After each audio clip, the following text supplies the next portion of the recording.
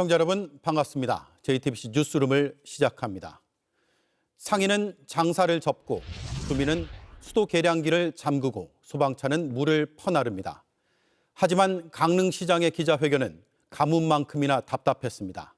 격일제, 시간제 급수를 검토한다. 한마디로 강릉 시민들 더 희생하란 말밖엔 되지 않습니다.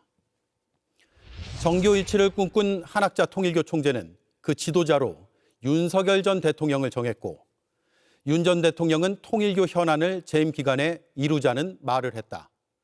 이들의 공생이 윤곽을 드러냈습니다. 그 고리로 지목된 권성동 의원 체포 동의안은 오늘 국회에 접수됐습니다. 당신 검사해봤어? 손 하나 까딱하지 마. 속옷저항 당시 윤 전 대통령의 행태가 공개됐습니다. 79분 분량의 CCTV 영상을 보고 온 법사위 장경태 의원을 단도직입해서 인터뷰하겠습니다. 쉴 새 없이 물을 퍼나르고 한 방울이라도 덜 쓰려고 안간 힘을 씁니다. 하지만 강릉의 생활용수를 책임지는 저수지는 더 메말라가고 있습니다. 강릉시의 오늘 발표는 무대책이나 다름없었습니다. 저 소식 조승현 기자입니다. 강릉의 한 가정집입니다. 세탁기 안에 빨래가 가득 찼습니다. 하지만 돌릴 수 없습니다. 이웃집에도 바구니 2개에 이틀치 빨래가 모였습니다. 마당 한쪽 수도 계량기는 거의 잠가놨습니다. 단수가 되면은 최악이라 생각하죠. 그 최악 상황을 피하기 위해서 나름대로 절수운동에 적극 동참하고 있고. 연마을로 가봤습니다. 산에서 흘러내려온 물을 막아서 모아놨습니다. 이 물을 여과해 1600제곱미터 시금치 밭에 뿌립니다. 될 수 있으면 지하수를 쓰는 거고 이제 꼭 필요한 물만 상수도로 쓰는 거죠. 가뭄으로 재난 사태가 선포된 강릉엔 오늘부터 평소 4분의 1 수준의 수돗물이 공급되기 시작했습니다. 장사하는 사람도 예외는 아닙니다. 세차하겠다는 사람이 없어 세차장 바닥은 바싹 말랐고 한 식당은 점심에만 영업하고 저녁 장사는 접었습니다. 어떻게 아끼시는지 누구보다 이제 많이 느끼고 많이 보는데 저희가 아무것도 안 하고 가만히 있자니 마음이 상당히 불편하더라고요. 대규모 숙박시설도 물 절약에 나섰습니다. 한 호텔은 물 소비가 많은 수영장과 사우나 운영을 중단했습니다. 이렇게 시민들이 십시일반 물을 아끼는 동안 한쪽에선 물을 모으느라 안간 힘을 쏟습니다. 국가소방동원령으로 전국에서 동원된 소방차들이 정수장에 줄을 섰습니다. 인근 지자체에서 받아온 정수된 물을 쏟아붓습니다. 아침까지 근무 시간이 그때까지니까 새벽이라도 계속 물을 급수를 했으면 싶은 그런 마음입니다. 강릉 지역 주요 상수원인 오봉 저수지에도 살수차가 계속해서 물을 실어 나릅니다. 이런 노력에도 저수율은 오늘 14.5%로 어제보다 0.4%포인트 더 떨어졌습니다. 남은 물로 25일 정도 버틸 수 있습니다. JTBC 조승현입니다. 네, 현장을 바로 연결하겠습니다. 강릉 오봉 저수지에 조승현 기자가 나가 있습니다. 조 기자, 주변이 바싹 말라 있는 것 같습니다. 바닥에 풀도 자라는 것 같고요. 저수지 맞습니까? 네, 그렇습니다. 정확하게는 저수지 상류입니다. 이곳은 강릉 왕산천의 하천이 흐르던 자리입니다. 오봉저수지 취수탑에서 이 직선거리로 1.5km 정도 떨어져 있는 상류입니다. 이곳의 하천과 인근의 또 다른 하천 이렇게 두 곳이 오봉저수지로 흘러드는 수원입니다. 그런데 보시는 것처럼 주변이 온통 흙밭이고요. 또 풀밭입니다. 이쪽을 좀 보시면 바닥이 정말 거북이 등껍질처럼 쩍쩍 갈라져 있습니다. 하도 오랜 기간 동안 이 비가 내리지 않다 보니까 하천이 완전히 말라버린 겁니다. 그나마 강릉시가 하천 바닥에 있는 흙을 퍼내서 억지로 물길을 만들고 또 조금 전까지는 비가 조금 내리기도 했습니다. 하지만 말라버린 땅을 적시기에는 턱없이 부족한 상황입니다. 예, 비가 오지 않아서 그랬다라고는 하지만 도대체 왜 그렇게까지 됐을까는 지워지지 않는 질문 같습니다. 네, 비가 안 왔는데 정말 해도 너무 안 왔습니다. 지난 6월부터 8월까지요. 올 여름 동안 강릉에 내린 비의 양이 187.9mm입니다. 강릉에서 기상 관측이 시작된 이래 1917년 이후에 108년 만에 가장 적은 여름 강수량 기록입니다. 평년 강수량 661.6mm와 비교해도 28.4%에 그쳤습니다. 사실 가뭄은 봄부터 시작됐는데요. 지난 4월 19일부터 시작된 강릉시의 가뭄은 오늘로 130일 넘게 지속되고 있습니다. 이 여름 내내 기승을 부린 폭염도 이 가뭄을 키웠습니다. 계속되는 더위 때문에 공기 중으로 증발하는 물의 양이 강수량을 크게 웃돌았습니다. 예, 강릉시에서 오늘 가뭄 대응 계획을 밝히는 기자회견을 열었습니다. 무슨 내용이 나왔습니까? 네, 대통령 방문과 또 재난사태 선포 이후에 열린 기자회견이라서 더 큰 관심을 모았는데요. 결론부터 말씀드리면 눈에 띄는 가뭄 대책은 없었습니다.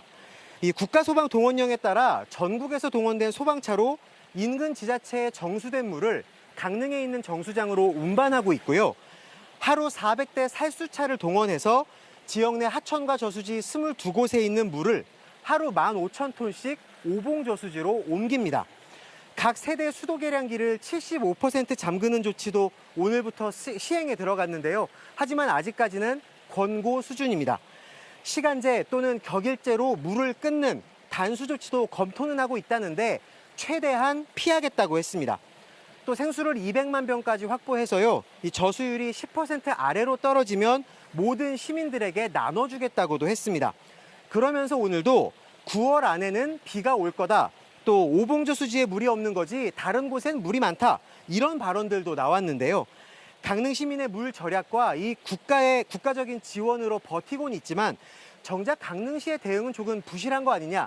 이런 비판 피할 수 없어 보입니다. 예, 잘 들었습니다. 지금까지 강릉 오봉저수지 상류 도마천에서 조승현 기자였습니다. 9월엔 비가 올 거라고 굳게 믿는다. 강릉시장의 이 발언은 시민들을 더 속타게 했습니다. 장기적인 정책으로 물 부족 도시에서 벗어난 속초와 비교되며 자연재해 탓만 하기도 어렵게 됐습니다. 무엇이 두 도시의 차이를 만들었는지 성화선 기자가 보도합니다. 수도꼭지를 돌려도 물은 나오지 않습니다. 급수 지원 차량이 마을을 돌아다니고 주민들은 물통에 물을 담아 옮깁니다. 10년 전 제한급수를 했던 강원도 속초시의 모습입니다. 하지만 지금은 다릅니다. 물을 많이 쓰는 대규모 행사를 매년 치를 정도입니다. 속초시에서 약 60km가량 떨어진 강릉시. 땅은 쩍쩍 갈라지고 저수지는 메마르는 등 최악의 가뭄에 시달리고 있습니다. 이렇게 두 곳의 상황을 가른 건 자연재해보다는 인재라는 지적입니다. 올해 누적 강수량을 보면 강릉은 404.2mm, 속초는 509.5mm로 약 100mm 차이에 불과합니다. 만성적인 가뭄에서 벗어나기 위해 속초시는 지하댐을 만들었습니다. 지하 안반 위에 물막이 벽을 설치해 물이 바다로 흘러가는 걸 막고 63만 톤가량을 모아뒀습니다. 지하수를 더 확보하고 노후한 관을 바꿔 새는 물도 막았습니다. 강릉시도 지하댐 건설을 추진하고 있지만 2027년 완공 예정입니다. 대비도 대책도 모두 한 발 늦었다는 비판이 나오는 이유입니다. 김홍규 강릉시장의 안일한 태도도 논란입니다. 9월 달은 제가 비가 올 거라고 저는 굳게 믿고 있습니다. 작년에도 우리가 하나님 믿으면 안 돼요. 평균적으로 당연히 비가 오겠죠. 통계적으로 보면. 근데 안 올 경우. 네, 그래서 지금 최대한 사람 목숨을 가지고 실험할 수는 없어요. 맞습니다. 오늘 강릉엔 비가 0.1mm 내렸습니다.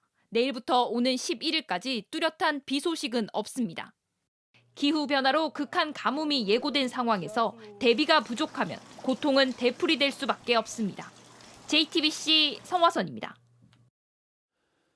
윤핵관이 통일교의 수사 첩보를 알려줬다. 윤영호 전 통일교 본부장의 녹취에 등장하는 내용입니다. 그 윤핵관이 누구인지 드러났습니다. 권성동 의원입니다. 권 의원이 정보를 빼줘 압수수색까지 대비할 수 있었다고 특검은 판단했습니다. 권 의원 체포동의안 오늘 국회에 접수됐습니다. 김영민 기자의 보도입니다. 국민의힘 권성동 의원에 대한 체포동의서가 오늘 국회에 접수됐습니다. 다음 주 국회 본회의에서 표결이 이뤄질 텐데 이미 더불어민주당이 과반 의석을 차지하고 있어 통과될 가능성이 높습니다. 구속영장 청구서엔 윤영호 전 통일교 본부장에게서 불법 정치자금 1억 원을 받은 혐의를 넣었습니다. 윤 전 본부장 다이어리에 전달된 시간과 장소, 액수가 모두 적혀 있는 등 확실하게 드러난 혐의이기 때문입니다. 특검은 신병을 확보하는 대로 한학자 총재에 대한 경찰의 원정 도박 수사 첩보를 통일교에 알려준 혐의부터 조사할 계획입니다. 누가 알려주는 내 거야. 이렇게 내가 보고해드리겠습니다. 오늘 국회에 보고된 윤 전 본부장 공소장에도 해당 혐의가 포함됐습니다. 공소장에 따르면 권 의원은 2022년 10월 3일 윤 전 본부장에게 연락해 한학자 총재가 카지노를 하시냐, 통일교 자금을 라스베이거스로 반출해 도박했다는 혐의를 경찰이 조사 중이라 통일교에 대한 압수수색이 있을 수도 있다고 일러줬습니다. 심지어 2013년, 2014년 자금 출처가 문제된다며 내밀한 수사 첩보 내용까지 말해준 것으로 조사됐습니다. 경찰 국수본도 오늘 당시 한 총재의 원정 도박 관련 범죄 첩보가 2건 접수됐다 수사로 이어지지 않고 폐기됐다는 사실을 인정했습니다. 한학자 통일교 총재와 권 의원은 이 같은 혐의를 모두 부인하고 있습니다. JTBC 김영민입니다. 윤석열 전 대통령이 당선인 시절 통일교 측에 했다는 발언 내용도 공개됐습니다. 한학자 총재에게 대선을 도와줘서 고맙다고 전해달라. 통일교 현안을 재임 기간에 이룰 수 있게 하자라고 말했습니다. 실제로 일주일 뒤 통일교의 현안이 정부의 국정 과제에 담겼습니다. 김지윤 기자가 보도합니다. 통일교 2인자였던 윤용호 전 세계본부장은 2022년 대선 직후 교단 행사에서 당선인 신분인 윤석열 전 대통령을 독대했다고 말했습니다. 제가 3월 22일 날 대통령을 뵀습니다. 1시간 독대를 했습니다. 많은 얘기가 있었습니다. 특검의 공소장에 따르면 윤 전 대통령은 실제로 이날 윤용호 씨를 만난 것으로 조사됐습니다. 윤핵관인 권성동 의원이 윤 씨를 데리고 서울 종로구 통이동에 있는 당선인 사무실을 찾았고 1시간 동안 접견이 이루어졌던 겁니다. 윤 전 대통령은 이 자리에서 한학자 총재에게 대선을 도와줘서 감사하다는 인사를 전해달라 말한 것으로 파악됩니다. 윤용호 씨는 아프리카 프로젝트 등 통일교 현안 비용을 국가 공적 개발 원조 ODA 방식으로 해달라며 요청했고 윤 전 대통령은 재임 기간에 이룰 수 있도록 하자는 취지의 답변을 한 것으로 조사됐습니다. 실제로 접견 일주일 뒤 외교부가 작성한 국정과제 이행 계획서에는 아프리카 ODA를 2배로 증액하는 목표가 담겼고 2년 뒤 윤 전 대통령은 ODA 확대를 공식 선언했습니다. 대한민국은 아프리카와의 협력을 더욱 촉진하기 위해 2030년까지 100억 불 수준으로 ODA 규모를 확대해 나가고자 합니다. 두 사람의 접견을 주선했던 권성동 의원은 몇 시간 전 경기도 가평에 있는 천정궁에서 한학자 총재를 직접 만났습니다. 특검은 한 총재가 이 자리에서 윤 전 대통령 당선 축하 인사와 함께 금품이 든 쇼핑백을 건넸고 권 의원이 큰 절을 한 뒤 받아갔다고 보고 있습니다. JTBC 김지윤입니다. 특검은 통일교가 권력 핵심부로 가기 위해 투트랙 창구를 만들었다고 판단했습니다. 하나는 윤석열, 권성동 라인, 또 하나는 김건희, 건진법사 라인입니다. 통일교의 주도 면밀함이 드러나는 대목입니다. 이어서 윤정주 기자입니다. 특검이 공소장을 통해 특정한 통일교와 김건희 씨의 최초 접촉 시점은 대선 즈음인 2022년 3월입니다. 통일교는 메콩강 사업 등 현안 청탁을 위해 윤 전 대통령 부부와 소통 창구를 찾고 있었습니다. 그러던 중 통일교인자 윤용호 씨는 김건희 씨와 친분이 두텁고 정권에서 영향력이 있을 것이란 말을 듣고 건진법사를 만난 것으로 조사됐습니다. 만남 일주일 뒤 윤 씨와 김건희 씨의 통화가 성사됐습니다. 김건희 씨는 통화에서 건진법사가 전화를 주라고 했다면서 대선을 도와줘서 고맙다, 총재님은 건강하시냐, 감사 말씀을 꼭 전해달라는 취지로 말한 것으로 전해졌습니다. 윤 전 대통령이 당선인 사무실 접견 때 했던 것과 똑같은 취지의 발언입니다. 부부가 통일교의 대선 지원을 사전에 알고 있던 정황으로 해석됩니다. 첫 통화 다음 달부터 통일교는 건진을 통해 김건희 씨에게 명품 선물을 전달하기 시작했습니다. 2022년 4월엔 802만 원 상당의 샤넬 명품 가방과 천수삼 농축차를 보냈습니다. 같은 해 7월엔 1271만 원 상당의 샤넬 가방과 6220만 원 상당의 그라프 목걸이를 선물했습니다.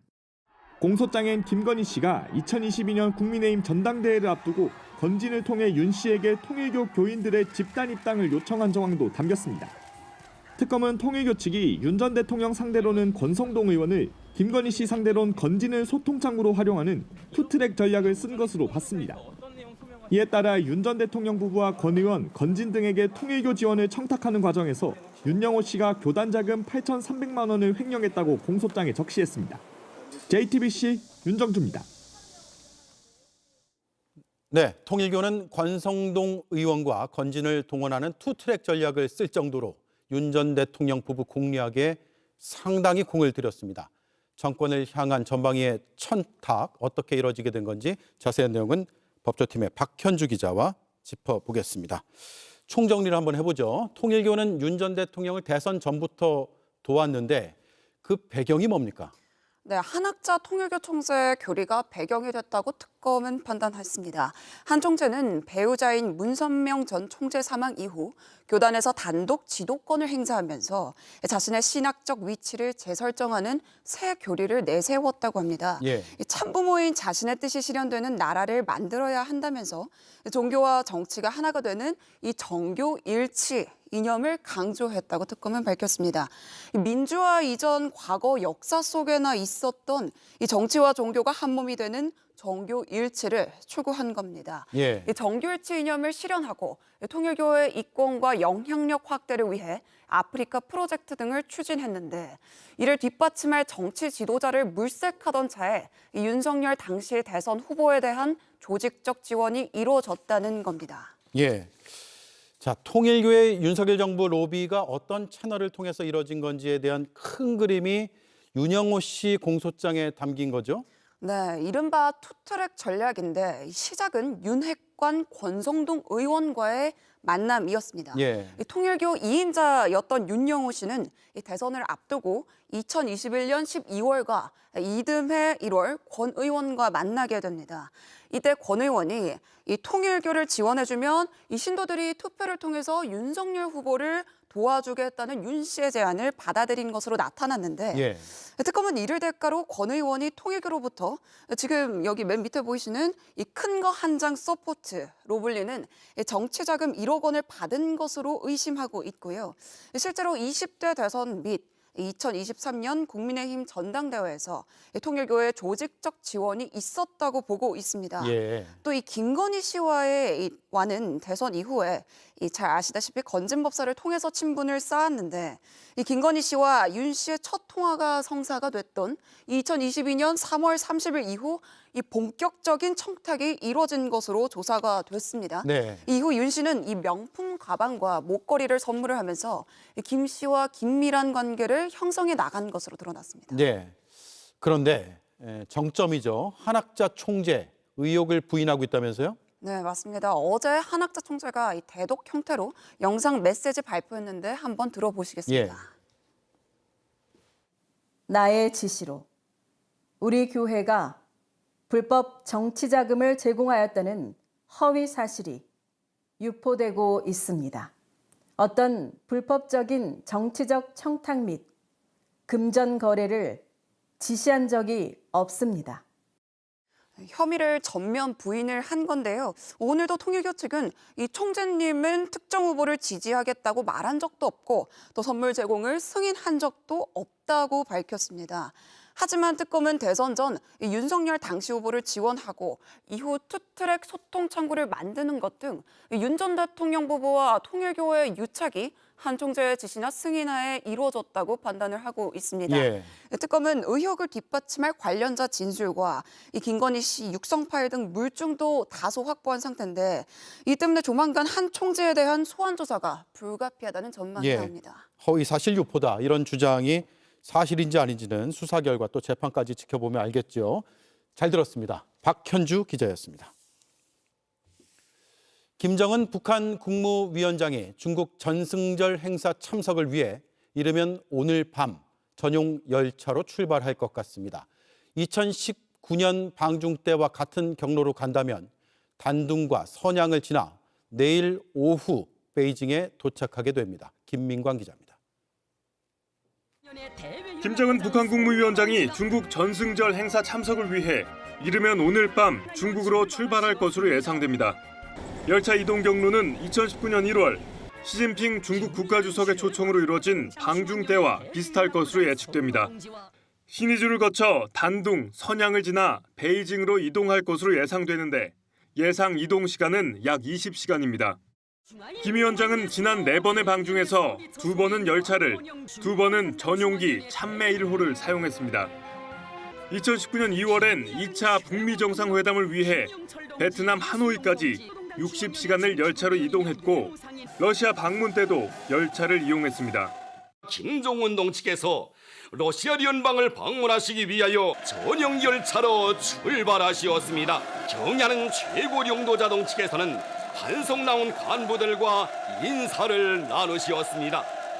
김 위원장이 타는 전용 열차는 사면이 방탄 소재이고 레이더 탐지를 회피하는 스텔스 기능도 갖춘 것으로 알려졌습니다. 위성 통신 장비와 무장도 한 것으로 알려져 움직이는 요새로도 불립니다. 김 위원장은 이미 평양을 출발한 것으로 분석됩니다. 북한 관영 매체가 오늘 김 위원장의 미사일 생산기지 시찰 사진을 공개했는데 군수 공장이 모여있는 자강도로 추정되기 때문입니다. 자강도는 중국과 북한의 국경 지역입니다. 중국 방문에 앞서 주요 시설을 시찰하며 국경으로 이동 중인 것으로 분석됩니다. 한편 오늘과 내일 단둥에서 출발해 베이징으로 향하는 야간 열차 운행이 모두 중단된 상태입니다. 철도 동선 주변에 위치한 단둥의 일부 호텔들은 외국인 숙박 예약을 중지하기도 했습니다. JTBC 김민관입니다. 네, 바로 베이징으로 가보겠습니다. 이도성 특파원, 김정은 위원장이 중국에 언제쯤 도착할 것 같습니까? 네, 김정은 북한 국무위원장의 방중 소식은 아직 알려지지 않고 있습니다. 보통 특별 열차를 이용하면은 압록강과 맞닿은 중국 랴오녕시 단둥시를 지나게 됩니다. 이곳 단둥시가 베이징을 향한 길목인 셈인데요. 단둥에 도착하는 즉시 소식이 전해질 걸로 예상됩니다. 김 위원장이 도착하면 중국 최고위 지도부가 직접 영접을 하면서 예우할 걸로 보이는데요. 김 위원장 방중에 앞서 의전과 경호를 담당할 선발대도 지난 주말 도착한 것으로 알려졌습니다. 예정이 없던 고려항공 2편을 통해 베이징에 도착했습니다. 예, 단둥시를 지나면 이제 알려지게 되겠군요. 그런데 거기서 베이징까지도 또 열차로 가면 거리가 꽤 되지요. 네, 맞습니다. 단둥에서 베이징까지는 기찻길로 1000km 정도 걸립니다. 김 위원장이 탄 열차는 경호상의 이유 등을 포함해서 시속 50에서 60km의 속도로 달리는데요. 그렇기 때문에 20시간 넘게 걸릴 것으로 예상이 되고 있습니다. 평양에서 단둥을 지나 텐진을 거쳐서 베이징으로 들어올 것으로 예상이 되는데 전승절 행사 하루 전인 내일 낮에 도착할 가능성이 가장 큰 상황입니다. 이후 기차여관에서 준비된 차를 타고 국빈관인 갸오이타이로 향하는데 이 외빈 가운데 최고 예우를 의미하는 18호 건물을 사용할 것으로 보입니다. 예, 그리고 베이징 현지 분위기는 어떻습니까? 네, 제가 김 위원장이 도착할 베이징역을 미리 가봤습니다. 이 철제 차단벽에 둘러싸인 채 벌써부터 공안 요원과 무장 경찰들이 진을 치고 있었는데요. 김 위원장이 방문하는 이 북한 대사관도 주말 내내 외관 동사를 하더니 이제 새 단장을 마쳤습니다. 이곳을 제가 방문했을 때 이 대사관을 방문하니 이 현장에 있던 이 취재를 하다가 제지를 당할 정도로 경비가 삼엄한 상태입니다. 예. 이번 방중이 김정은 위원장의 첫 다자 외교 무대라면서요? 네, 맞습니다. 김 위원장은 이번 방중을 계기로 열병식에서 시진핑 중국 국가주석 블라디미르 푸틴 대통령과 한자리에 서는데 사상 처음입니다. 이 세 정상이 나란히 선다면 미국에 맞설 이 삼각 동맹, 이 상징적인 장면이 될 전망입니다. 이번 열병식에서는 또 미국 본토를 겨냥한 중국의 최신식 무기도 공개될 전망입니다.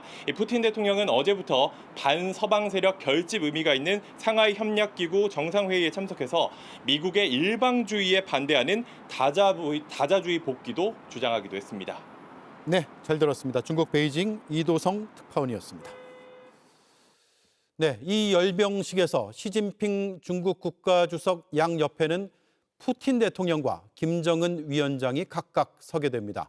북중러 지도자가 이 연단에 함께 오르는 건 1959년 이후 처음입니다. 조보경 기자입니다. 러시아 크렘린궁은 중국 전승절 80주년 열병식 행사에서 푸틴 러시아 대통령이 시진핑 중국 주석 오른쪽에 김정은 북한 위원장이 시 주석 왼쪽에 앉을 것이라고 밝혔습니다. 천안문 성루 위 러시아, 중국, 북한의 정상들이 나란히 앉게 되는 건데 이렇게 되면 의전상 가장 높은 시 주석 바로 옆자리를 모두 외빈들에게 내주는 겁니다. 他们是俄罗斯总统普京、朝鲜劳动党总书记、国务委员长金正恩。 10년 전 박근혜 당시 대통령이 70주년 열병식에 참석했을 땐 시 주석 오른쪽에 외국 정상들이 앉고 왼쪽엔 장쩌민과 후진타오 등 중국 원로 지도자들이 앉았습니다. 1959년 중국 10주년 열병식 때는 외빈과 중국 지도자가 번갈아 섰는데 중국 마오쩌둥, 소련 후르쇼프가 나란히 섰고 북한 김일성이 오른편에 섰습니다. 1954년 처음 천안문 막루에 오른 김일성은 마오쩌둥 바로 옆에 서기도 했습니다. 과거에는 냉전 시기였잖아요. 지금은 이제 탈냉전 시기인데 저 사람이 보여주는 것은 일종의 반서방 연대 또는 한미일 협력에 대한 견제. 전문가들은 또 다자 외교 무대에 최초로 등장하는 김 위원장이 사전에 중국 측과 자리 배치 등에 대한 논의를 했을 가능성도 있다고 봤습니다. 한국에선 우원식 국회의장이 참석하지만 첫 줄에 서더라도 의전 서열상 김 위원장과는 먼 거리에 위치할 가능성이 큽니다. JTBC 조보경입니다. 김건희 씨 측에 금 거부기를 건네고 자리를 얻었다는 의혹을 받는 이배용 국가교육위원장이 오늘 국회 예결위를 앞두고 갑자기 사퇴 의사를 밝혔습니다. 특검 수사에는 휴가와 잠적으로, 국회 질의에는 도피성 사퇴로 대응한 겁니다. 이희정 기자입니다. 지난 2022년 윤석열 정부 초반 국가교육위원회 위원장 자리에 이배용 전 총장이 임명됐습니다. 어려운 맡아주셔서 감사합니다. 장관급으로 임기는 3년, 하지만 다 채우지 못했습니다. 이 위원장은 오늘 오전 이 같은 상황이 발생한 것에 대해 송구스럽게 생각한다며 사퇴 의사를 밝혔습니다. 이어 언론에 보도된 내용의 사실 여부는 조사 과정에서 성실히 소명하겠다고 덧붙였습니다. 최근 이 위원장은 김건희 씨 측에 10돈짜리 금 거부기를 건네 인사청탁을 했다는 의혹을 받았고 특검이 자택을 압수수색했습니다. 그러자 갑자기 휴가를 내고 두문불출하다 한 장짜리 입장문만 낸 겁니다. 구체적인 의혹에 대한 해명도 없었습니다. 당초 이 위원장은 오늘 국회 예결위원회 전체 회의에 출석해야 했습니다. 하지만 불출석 사유서를 내지도 나오지도 않았습니다. 도피성 사임이 아니냐는 지적이 나왔습니다. 금거부기로 국가교육위원장직을 사고 파는 거 초등학생도 안 할 일입니다. 국가교육위 차원의 입장문이라도 나와야 되는 거 아닙니까? 대신 김태준 국교위 상임위원이 유감을 표했습니다. 조만간에 우리 국교위를 좀 소집을 해서 이 문제에 대해서 논의를 해야 될 필요성이 있다고 이렇게 판단이 됩니다. 위원장과 함께 말씀이시죠? 그거는 사퇴를 하신 분이기 때문에. 제가가 안 됐습니다. 자기가 사표 내고 안 나오고 싶으면 그냥 안 나와버리면 그만입니까? 일부 교사단체는 단순한 개인 비위가 아닌 매간매직이자 교육농단이라고 비판했습니다. JTBC 이희정입니다. 저희 JTBC는 한덕수 전 총리가 계엄에 적극적으로 가담했다는 의혹을 구체적으로 담고 있는 공소장을 입수했습니다. 국무회의 정족수를 채우기 위해서 장관에게 여러 번 빨리 오라고 재촉하고 계엄 문건을 주머니에서 꺼내 이상민 전 장관과 16분 동안 논의를 하기도 했습니다. 김혜리 기자입니다.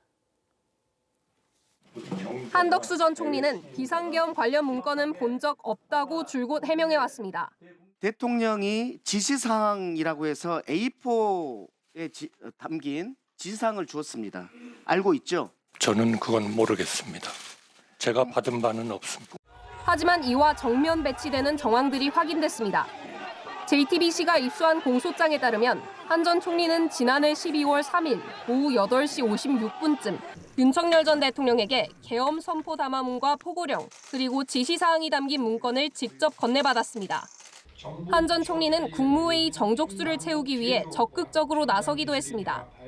김용현 전 국방장관이 오후 9시 13분쯤 4명이 모자른다는 취지로 손가락을 4개 들어 보이자 송미령 농림축산부 장관에게 직접 전화한 겁니다. 한 전 총리는 송 장관에게 오고 계시죠? 어디쯤이세요? 빨리 오세요라며 여러 번 재촉한 거로 확인됐습니다. 한 전 총리가 자리를 뜨려던 이상민 전 행안부 장관을 붙잡고 계엄 관련 지시를 논의한 정황도 드러났습니다. 주머니에 넣은 문건을 꺼내 테이블 위에 놓고는 둘이 손가락으로 짚어가며 약 16분간 논의하는 모습이 CCTV에 포착된 겁니다. 이 전 장관은 그 후 허석곤 소방청장에게 전화해 12시경 언론사 5곳에 경찰이 투입될 예정인데 단전단수 요청이 오면 소방청에서 조치하라고 했습니다. 서울 소방재난본부를 거쳐 일선 소방서엔 출동 대비 태세를 철저히 갖추라는 공문까지 전파됐습니다. JTBC 김혜리입니다. VIP 경로와 관련해 방첩사가 수사 외압을 은폐하는 데 직접 개입한 정황이 드러났습니다. JTBC 취재 결과 VIP 경로를 발설하지 못하게 보안 교육을 시키겠다는 취지로 말하는 방첩사 간부의 녹취를 순직해병 특검이 확보한 것으로 확인됐습니다. 유선희 기자의 단독 보도입니다. 순직해병 특검이 확보한 녹취는 수사 외압 의혹이 불거진 2023년 8월 김계환 당시 해병대 사령관과 해병대 방첩부대장 문모 대령의 통화입니다. 김 전 사령관이 VIP 경로 사실을 알고 있는 특정 해병대 고위 간부를 거론하면서 폭로할까 걱정된다고 말하자 문 대령이 발설하지 못하게 보안 교육을 시키겠다는 취지로 답하는 대화입니다. 문 대령은 이후 실제 해당 간부에게 입조심을 언급한 것으로 파악됐습니다. 특검팀은 문 대령이 작성에 관여한 방첩사의 동향 보고 문건도 확보했는데 여기엔 윤석열 전 대통령의 경로로 사건 이첩이 보류됐다는 취지의 내용이 담겨 있는 것으로 알려졌습니다. 문 대령은 최상병 순직 사건 국면에서 파악한 정보를 수시로 황유성 당시 방첩사령관에게 보고했기 때문에 특검팀은 동향 보고 문건 작성이나 보안 교육 발언의 배경에 황 전 사령관의 지시가 있었는지 살펴보고 있습니다. 황 전 사령관은 국가안보실이 해병대 수사단의 수사 계획서를 받아간 다음 날 이종섭 당시 국방부 장관, 임종득 당시 국가안보실 2차장, 이시원 당시 공직기강 비서관에게 전화를 받았고 김 전 사령관이 국회에 나와 안보실과 통화는 한 번만 했다고 거짓말한 직후엔 임기훈 국방비서관, 조태용 국가안보실장과 연속으로 통화했습니다. 특검팀은 문 대령의 은폐 정황 녹취와 동향보고 문건, 황 전 사령관의 대통령실 전방위 통화 기록 등을 근거로 방첩사가 최상병 순직 사건과 관련해 정보를 수집하는 것을 넘어 대통령실과 소통하면서 수사 외압을 은폐하기 위해 직접 개입한 건 아닌지 의심하고 있습니다. JTBC 유선입니다. 구치소 체포 시도에 대해 윤석열 전 대통령 측은 인권 침해라고 주장해왔습니다. 하지만 국회 법사위원들이 본 CCTV 영상 속 모습은 그 주장과 거리가 멉니다. 속옷 차림에 반말로 최순실도 스스로 나왔다. 내가 검사 오래 했다. 이런 말까지 서슴지 않았습니다. 한민정 기자의 보도를 보신 뒤 영상을 보고 온 장경태 민주당 의원을 인터뷰하겠습니다. 내가 체포영장 거부하면 집행 못하는 거라는 취지의 발언은 무슨 조선시대 왕을 보는 것 같았습니다. 오히려 교도관이나 이런 사람들을 협박하듯이 하는 법의 지식을 가지고 공무 집행을 스스로 방해하고 윤석열 전 대통령에 대한 체포영장 집행 당시 상황이 담긴 구치소 CCTV 영상을 본 국회 법사위원들의 반응입니다. 지난달 1일 1차 시도 때의 약 24분 분량 영상 속 윤 전 대통령은 속옷 차림으로 드러누운 모습이었습니다. 지난달 8일 2차 체포영장 집행 때도 마찬가지였습니다. 속옷 차림으로 자리에 앉아서 성경책으로 보이는 책을 읽고 있으면서 집행을 거부했습니다. 한때 대통령이셨던 분이 이렇게까지 하시냐라고까지 얘기했는데도 불구하고 계속 거부했습니다. 약 54분 분량 영상에는 반말로 저항하는 윤 전 대통령 육성도 생생히 담겼습니다. 검사를 27년 했는데 합법이면 자발적으로 안 나가겠냐고 하거나 최순실이 자발적으로 조사를 받으러 나오게 한 건 검사의 능력이라는 식이었습니다. 이를 들은 교도관이 당신이 가고 싶은 데만 갈 수 있는 게 아니라고 해도 막무가내였습니다. 법사위원들은 2차 체포 시도 과정에서 다쳤다는 윤 전 대통령의 주장은 거짓말이라고 판단했습니다. 윤 전 대통령이 다리를 꼬고 앉아있는 의자를 통째로 들어올려 빼내려 했을 뿐 신체에 직접 물리력을 행사한 건 아니라는 겁니다. 집행 불능으로 최종 정리가 되니 혼자 스스로 일어나서 변호인 댁에 걸어가는 모습까지 영상에 확인이 됐습니다. 법사위는 CCTV 영상을 국민에게 공개할지는 나중에 다시 논의해 결정하기로 했는데 윤 전 대통령 측은 망신 주기 의도로 열람도 위법하다고 반발했습니다. JTBC 한민정입니다. 네, 바로 장경태 의원을 전화로 연결하겠습니다. 안녕하세요. 네, 안녕하세요. 장경태입니다. 예, 오늘 두 개의 CCTV 화면을 보셨습니다. 1, 2차 집행 때인데 다 속옷 차림이었고요. 윤 전 대통령 측은 더워서 벗고 있었다 이렇게 주장하거든요. 그렇진 않고요. 정말 막무가내 떼쓰기 장면에 참담하기까지 했습니다. 1차, 2차 걸친 집행 과정에서 특히 1차 집행 과정은 수의를 입고 있었습니다. 그런데 잠시 생각할 시간을 드리겠다. 완강한 이 거부 의사에 대해서 상당히 이 특검 측이나 교도관 측도 상당히 예우를 하면서 존댓말로 했지만 하면서 이 집행을 아주 조심스럽게 했고요. 예. 한참 뒤에 왔을 때는 이미 속옷 차림으로 모포를 둘러쓰고 돌아 누워서 이 여러 반말을 하면서 손대지 마라. 당신 검사해봤냐? 당신하고 말하고 싶지 않으니까 문 닫아라. 등의 아주 참 이 황당한 상황을 봤고요. 윤석열 변호인 측이 정말 자신이 있다면 오히려 같이 영상 공개를 본인들이 먼저 하셔도 좋지 않을까라는 생각까지 들었습니다. 예, 2차 집행 때는 더 적극적으로 강제 구인을 하려고 했는데 윤 전 대통령 측은 의자채로 들어 내리려다가 그대로 떨어졌다 이렇게 주장을 하고 있습니다. 다쳤다고도 했고요. 특검을 독직 폭행 혐의로 고발까지 한 상황인데 영상 보니까 이 주장도 거짓말이었습니까?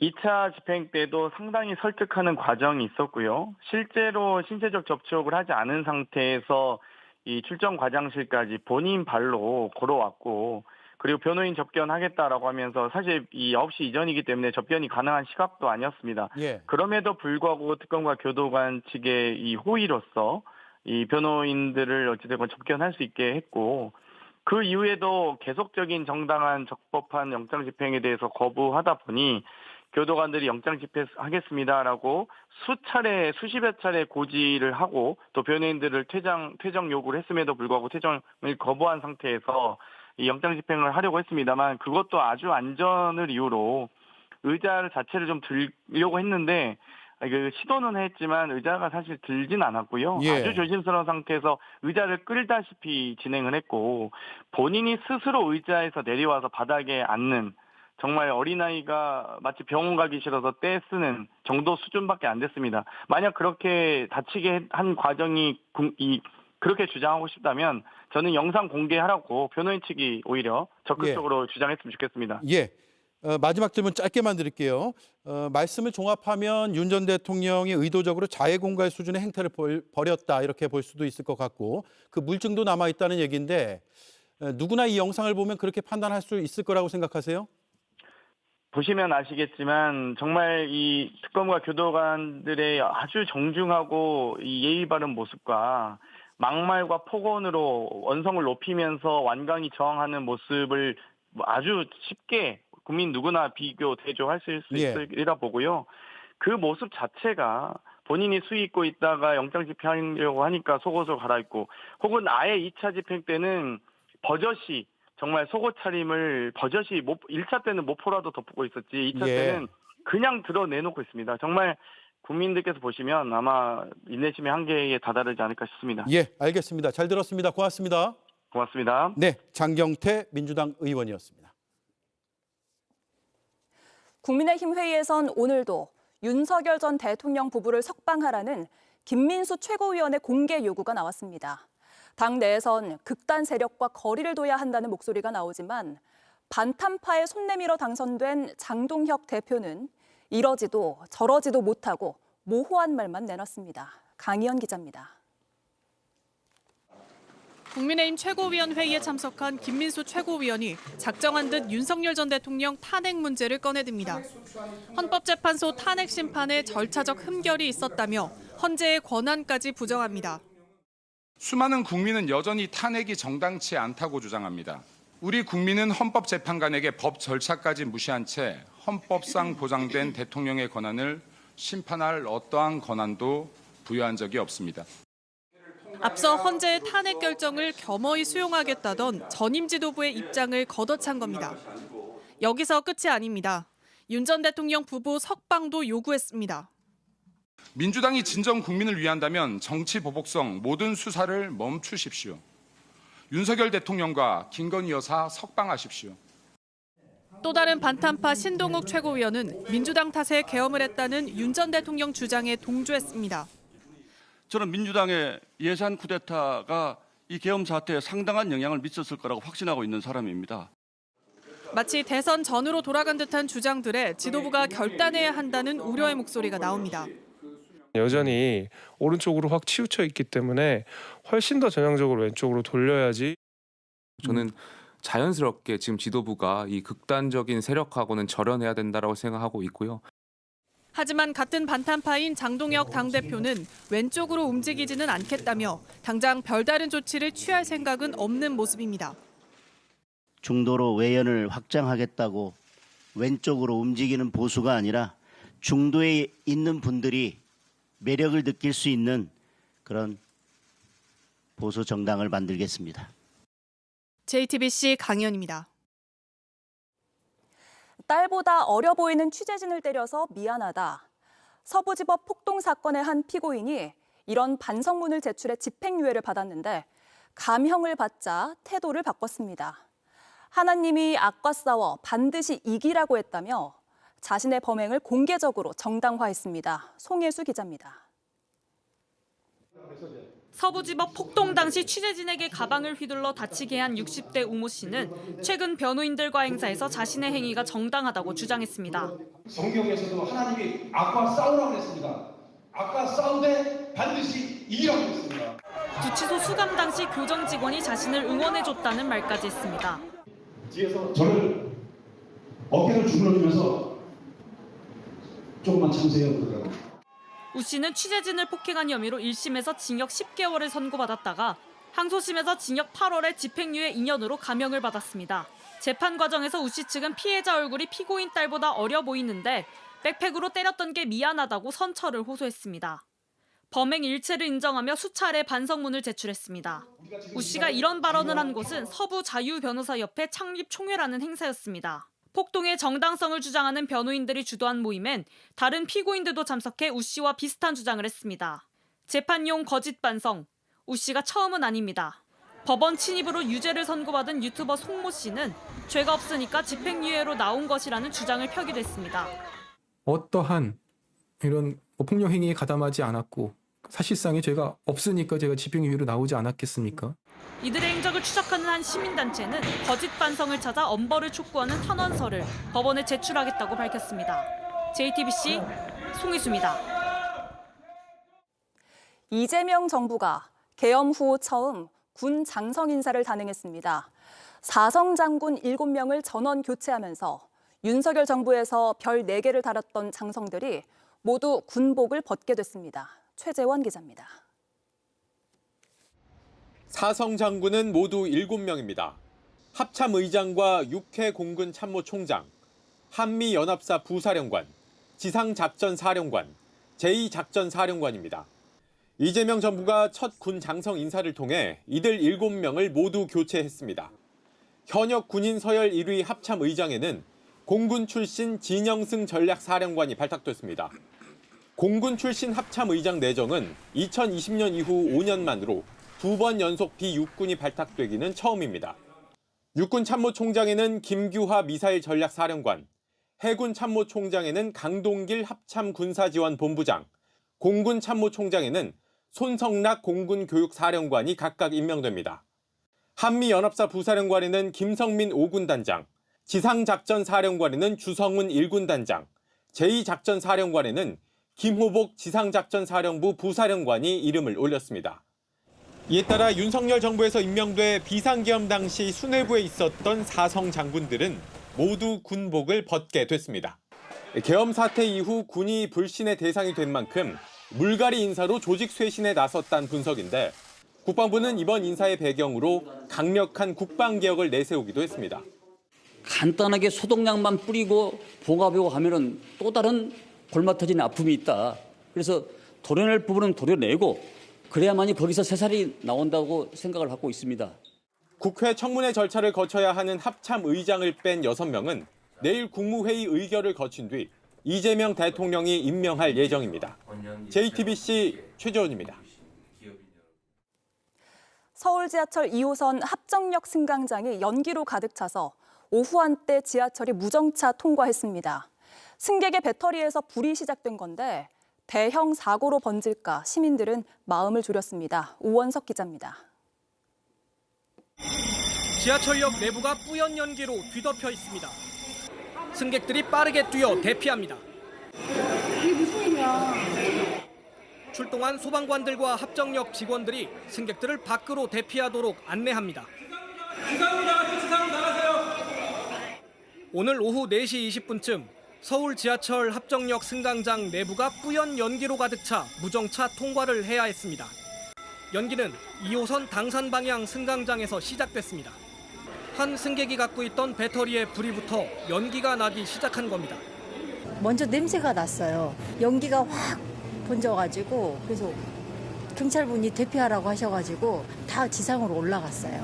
갑자기 영무실 사람들이 막 지하로 막 오르락내리락 난리가 난 거예요. 그래서 저희가 저 앞에 갔더니 갑자기 연기가 조금씩 올라오더니 순식간에 예처럼 이렇게 막 번진 거예요.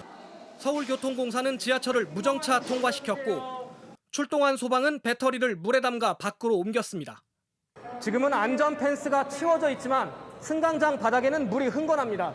벽면에는 아직도 연기가 났던 자국이 선명합니다. 다행히 인명피해는 없었고 무정차 통과도 50분 만에 해제됐습니다. 지난 1월 에어부산 항공기 절반을 태운 화재도 배터리에서 시작됐습니다. 잇따른 배터리 화재에 시민들이 불안감을 감추지 못하고 있습니다. JTBC 오원석입니다. 경기 평택의 한 화장품 공장에서 폭발 사고가 나서 10명이 넘는 작업자가 부상을 당했습니다. 바로 현장으로 가보겠습니다. 네, 김유란 기자, 먼저 사고 당시 상황 전해주시죠. 네, 오늘 오후 3시 10분쯤 경기 평택 모곡동 한 화장품 제조업체에서 폭발 사고가 났습니다. 네, 지금 제 뒤쪽으로 보이는 건물인데요. 당시 작업자들 진술에 따르면 강한 증기가 발생하는 스팀 기계가 폭발한 것으로 보입니다.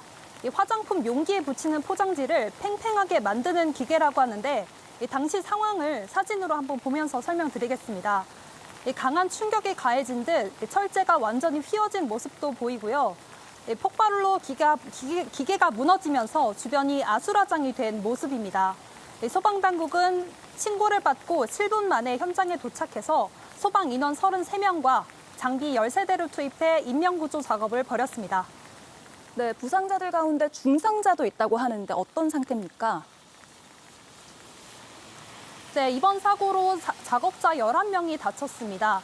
이 중 4명이 2도 화상을 입었고요. 5명이 1도 화상, 또 2명은 다리 통증을 호소해 병원으로 옮겨졌습니다.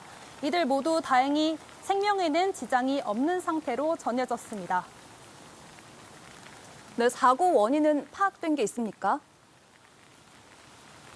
네, 현재까지는 사고 원인 파악된 게 없습니다.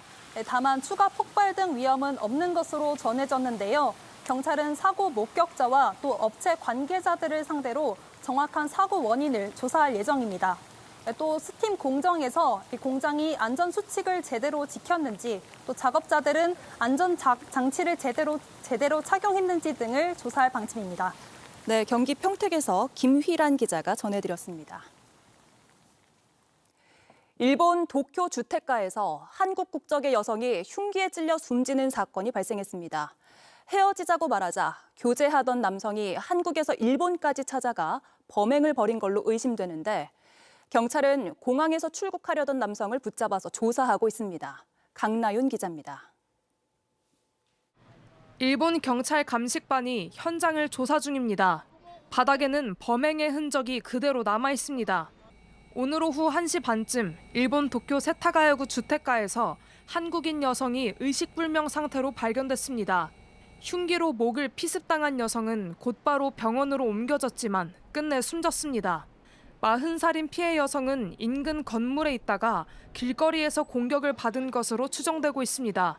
신고를 받고 출동한 경찰은 20, 30대로 추정되는 남성이 여성을 찌른 뒤 그대로 달아났다는 진술을 확보했습니다. 범인은 미리 범행을 준비한 뒤 여성의 목을 노렸던 것으로 파악됩니다. 경찰은 피해 여성과 범인이 서로 아는 사이인 것으로 추정하고 있습니다. 실제 피해 여성은 지난달 29일 새벽 도쿄의 한 파출소에 찾아 교제하던 남성과 이별 문제로 갈등을 겪었다고 호소한 것으로 알려졌습니다. 일본 경찰은 한국에 거주하던 한국인 남성이 여성과 다툰 뒤 입국한 것으로 추정하고 있습니다. 일본 언론들은 범인이 범행 직후 한국으로 출국하기 위해 하네다 공항에 갔다가 붙잡혔다고 보도했습니다.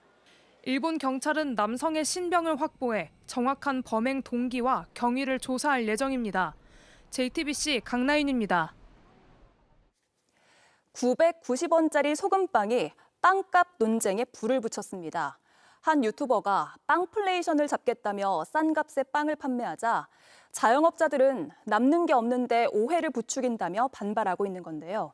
실제 일반 자영업자들이 소금빵 하나를 팔면 얼마가 남는 건지 전다빈 기자가 따져봤습니다.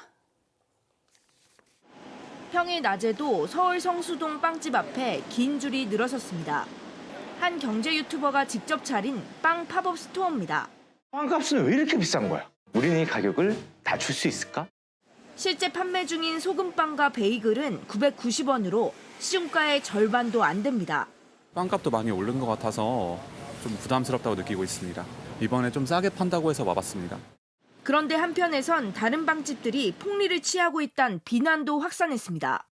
실제 지난 7월 빵 물가는 5년 전과 비교해 40%에 육박하게 오르며 가파르게 치솟고 있습니다. 그렇다면 소상공인들은 정말 폭리를 취하고 있는 걸까? 소금빵을 2,500원에 파는 A씨 사례를 따져봤습니다.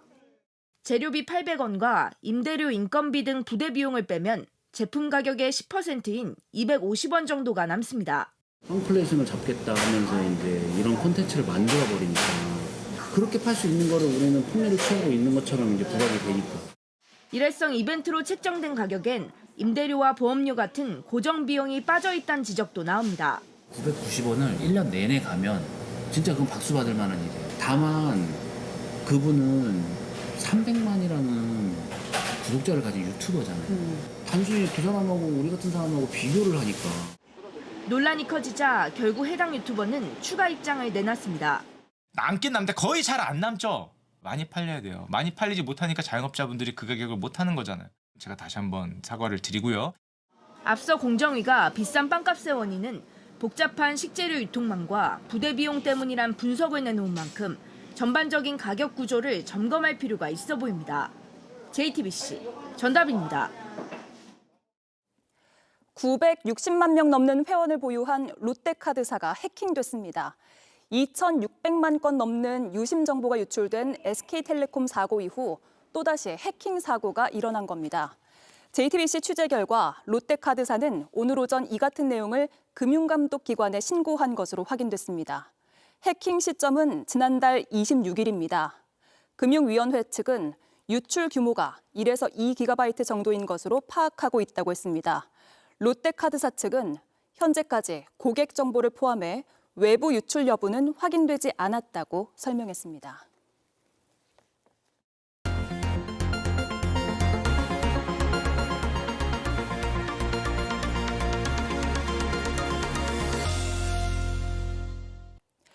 외국인 관광객들이 즐겨 찾는 명동에선 일주일에도 몇 번씩 현중 시위가 벌어지고 있습니다.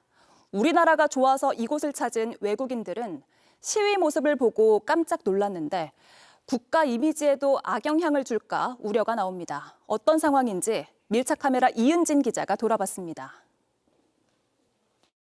이 전 세계 관광객들이 들어오는 지하철 명동역 출구입니다. 그런데 보시면 나오자마자 메인 거리로 향하는 길목이 이렇게 질서 유지선으로 전부 다 막혀 있습니다.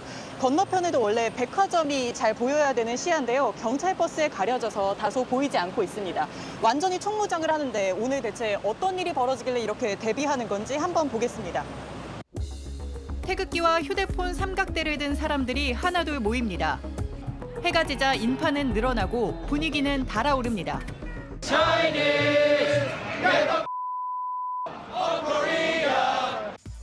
욕설이 뒤섞인 구호. 우리 대선에 중국이 개입했다고 주장합니다. 지금 시위대가 다 모여서 본격적인 행진이 시작됐습니다. 약 1000여 명 정도 되어 보이는데 태극기와 차이나 아웃이라는 이 팻말을 들고 관광객들이 많은 메인 거리로 진입하고 있습니다. 벌써부터 소음이 아주 시끄러운데 한번 같이 가보겠습니다. 좁은 골목 하나를 차지하고 들어서 고함을 지릅니다.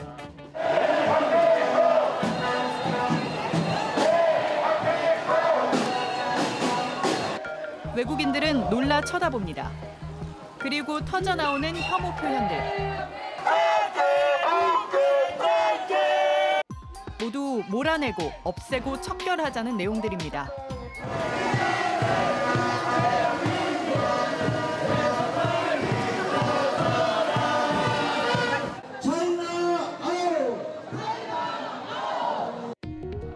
이 장면을 보는 중국인 관광객 슬프다고 했습니다. 我在韩国也感觉旅游起来挺开心的，然后吃的也挺合胃口的。这些就是说不要像这种活动，真的也有点伤我们中国人的心。 낯선 땅에서 느낀 물리적 위협은 일반인들에겐 충격입니다. 如果发展到会影响到人身安全的这个程度的话，那我们肯定是要慎重考虑一下，因为谁都不愿意说来一个生命会受到威胁，或者说会被不尊重的地方。 이 광경을 보는 다른 외국인들은 상황을 이해하기 어렵다고 했습니다. Yeah, so I don't know what they're using against China, but I don't think that the American flag should be used as a symbol against any other country. 관광객은 정치와 관계없지 않느냐고 시위대에 물었습니다. 하지만 대답은 완강했습니다. 한국에 오는 사람들은 공산 당연히 와요. 돈이 많아요. 관광객들도 어느 정도의 책임이 있다고 생각하시는 거예요? 그렇죠. 공범들이 오는 거죠. 이런 행진 일주일에 3번씩 열립니다. 상인들에겐 생계가 걸렸습니다. 여기 와갖고 이렇게 시끄럽게 한다는 건 말이 안 되잖아요. 요즘 장사가 워낙 안 되니까 안 되긴 하는데 저러고 있으면 시위가 끝난 뒤 쓰레기가 거리에 남았습니다. 시위대가 휩쓸고 간 자리에 떨어져 있던 태극기입니다. 근데 아이러니하게도 이거 중국산입니다.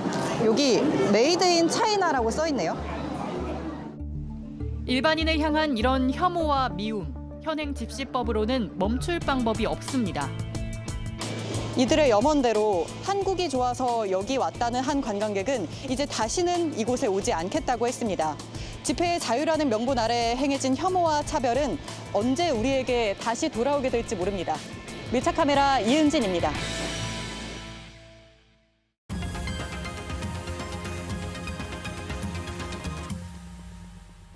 네, 비하인드 뉴스 정치부 이성대 기자 나와 있습니다. 어서 오세요. 시작할까요? 네, 첫 번째 이슈 바로 보겠습니다. 다시 소환된 빠루. 자, 나경원 의원이 법사위에 국민의힘 야당 간사로 전격 등판했죠. 예. 자, 그러자 2019년에 있었던 국회 폭력 사태가 다시 정치권에서 화제가 되고 있습니다. 한번 좀 보시면요. 아주 유명한 사진이죠. 당시 자유한국당의 원내대표였던 나경원 의원이 당시 민주당 주도로 선거법과 공수처법 패스트트랙 처리를 막겠다면서 국회에서 농성하다가 저 공구, 저 이른바 빠루를 들고 있는 장면인데요. 참고로 빠루는 일본식 표현이기 때문에 쇠지렛대라고 표현을 해야 됩니다. 예, 워낙 유명한 장면이고요. 근데 왜 갑자기 다시 재조명이 되는 겁니까? 일단 민주당에선 나경원 의원이 이 사건 때문에 국회 선진화법 위반 등으로 기소돼서 현재 재판을 받고 있는데 이 재판이 지금 1심만 6년째 진행되고 있다고 비판을 하고 있습니다. 예. 자, 그런데 법사위 간사를 맡았기 때문에 이해 충돌의 우려가 있고 그래서 법사위 간사에서 사퇴하라 이렇게 주장을 하고 있는 겁니다. 자, 그러자 나경원 의원이 마침 오늘 1심 재판에 출석을 하면서 오히려 민주당이 적반하장이다라고 강력하게 반발을 했습니다. 직접 들어보시죠. 예. 첫 번째는 민주당이 빠루를 들고 폭력을 해놓고 저희 국민의힘이 폭력하고 빠루를 든 것으로 뒤집어 씌웠고. 예. 당시 자유한국당이 폭력 사태에 사용한 걸로 잘못 알려졌다라는 일종의 주장, 반박 이런 거네요. 그렇습니다. 잠깐 되돌아가 보면요. 당시 한국당에서는 이 패스트트랙 법안을 막겠다면서 국회 사무실과 여러 회의장들을 점거했습니다. 결국에 이제 국회 측에서는 경호권을 발동해서 출입문을 열기 위해서 그 공사장에서 쓰는 저런 공구들을 가지고 동원을 했는데 그 과정에서 당시 야당이 획득을 한 겁니다. 예. 자, 결국에 그 나경원 당시 원내대표가 바로 저렇게 공사장에 쓰는 저 연장을 한 손에 들고서나는 마치 노획한 전리품처럼 들고 있다 보니까 여러 그 사진에 찍힌 상황인 것이죠. 참고로 당시에 나경원 의원은 법적 문제가 없으니 강경하게 투쟁하자 이렇게 얘기도 했습니다. 직접 들어보시죠. 예. 오늘 이 자리에 있는 것은 회의 방해도 아니고 하니까요. 소위 쫄지 마시고 자박하라 자박하. 정말 이런 일로 자박하면 잡혀가겠습니다. 자, 결국 정리를 해보면 나경원 의원이 당시에 이른바 저 빠루로 불리는 저 연장을 사용하지는 않았지만 물리적인 의사진행 방해 혐의 등으로 국회 선진화법 위반으로 지금 기소돼서 재판을 받고 있기 때문에 할 말이 크게 있는 건 아니다. 이런 분석은 있는 겁니다. 예, 어쨌든 법사위가 열리면 이 사건 놓고 또 여야 간에 진실 공방이 벌어질 수도 있겠군요.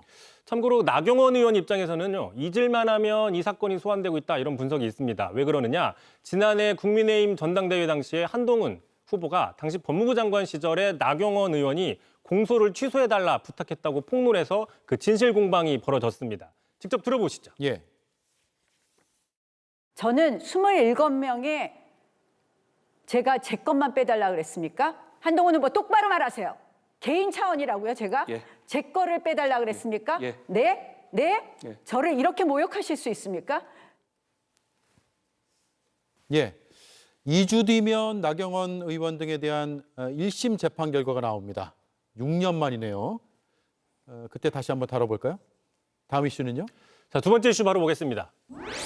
자, 국회 데몬 헌터스. 자, 오늘 정기국회 개원식이 열렸는데 우원식 국회의장이 앞서서 한복을 좀 입고 나와라 이렇게 요청을 했습니다. 자, 민주당에선 대부분 호응을 했는데 그래서 오늘 눈에 띄는 화제가 된 한복 패션들이 있습니다. 예. 몇 가지 보시면요. 모경종 의원, 전용기 의원 등이 저렇게 검은색 도포에 갓을 쓰고 나왔는데 앵커도 보시면 아시겠지만 상당히 익숙한 모습이죠. 그렇습니다. 이게 그 요즘 유행하는 K-팝 데몬 헌터스라는 영화의 사자 보이스, 나쁜 그룹이죠. 사자 보이스를 오마주했다 이런 분석이 있고요. 자, 그러다 보니까 갓도 요새 인기가 있습니다. 그래서 보면 맨 오른쪽에 김병주 의원처럼 갓을 쓰고 나온 의원들도 여러 명 있었습니다. 예. 그런데 야당은 정부와 여당의 항의 표시로 상복을 입고 나왔다죠? 그렇습니다. 일단 그 같은 야당이지만 개혁신당 같은 경우에도 한복 입기에 동참을 했습니다. 참고로 이준석 대표도 저렇게 한복을 입고 왔는데 참고로 저 부채에 그려져 있는 거는 캐로로 중사가 아니라 카이스트 마스코트다라고 개혁신당 측에서 공개적으로 밝히긴 했고요. 예. 하지만 말씀하신 것처럼 국민의힘에서는 참석은 하되 민주당의 입법 독재에 항의한다라는 뜻으로 상복을 입었습니다. 근조 리본도 많이 달고 나왔는데 자, 그러자 이제 민주당에선 자, 한복도 정쟁 수단이 되고 있다. 안타깝다. 이렇게 반응을 내놨습니다. 직접 들어보시죠. 상복을 입으셨다고 한다면 차라리 요즘 유행하는 캐대헌에 나오는 저승사자 복장을 하고 오셨으면 오히려 위트도 있고 국민께 여러 가지 웃음도 선사하실 수 있는 아쉽게 생각합니다.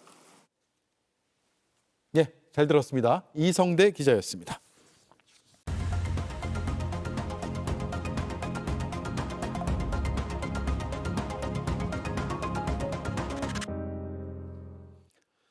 거북등처럼 갈라진 강릉 시민 식수원 상류. 오늘 뉴스 같지만 2019년 보도입니다. 수십 년 농사, 이런 가뭄은 처음. 2015년 강릉 농민들의 속타는 심정이 담긴 기사입니다. 영동 지방은 지금 뜨겁게 말라간다. 2010년에도 강릉은 가뭄으로 메말랐습니다.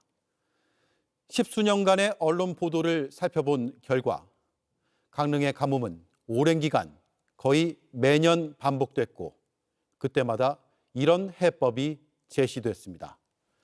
비를 기다리거나 시민의 헌신에 기대거나 그리고 올해 9월달은 제가 비용을 올 거라고 저는 굳게 믿고 있습니다.